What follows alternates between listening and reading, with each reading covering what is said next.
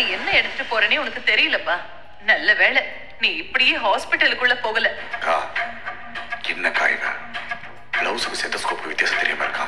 இல்லண்டா, அவன் பிளவுஸ போய் கையில வச்சு பிக்கிறான் பாரு.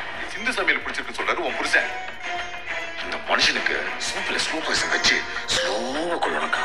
சிந்து என்ன பண்ணி வச்சிருக்கான்னே தெரியல. மந்திரிச்சு விட்ட ஆளையே தெரியலாம்.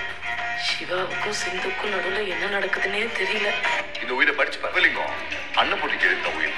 துமே அன்னபூர்ணிக்கு தான் உரிமை இருக்குன்னு எழுதி. அன்னபூர்ணிங்கிற பேருக்கு பதிலா மகா என்கிற மகாலட்சுமிக்கும் இந்த சொத்துல உரிமை இருக்குன்னு மாத்திருக்கு. ஒரிஜினல் உயிரை மாத்தணுங்கிறீங்க, அது ரொம்ப ரிஸ்க் ஆச்சே. அன்னபூர்ணிக்கு எத்தனை பசங்க? ஒரு பையன் ஒரு பொண்ணு சார். 2 பேரும் படிக்காத தற்கொலைக்கு தான். பெருசா விவரத்தும் தெரியாதுன்னு வைங்க. அன்னபூர்ணி இறந்து போயிட்டா அவங்க பெரிய பையன் ஆறுமுகம் அடித்தடி வெட்டு குத்துன்னு ஜெயிலுக்கு போயிட்டாங்க. அவன் தங்கச்சி வாய் பேச முடியாத பொண்ணு. அதனால ஒண்ணு பெருசா பிரச்சனை வராது சார். இப்ப இருக்கிற சப் ரெஜிஸ்டர் ரொம்ப நேர்மையானவரு.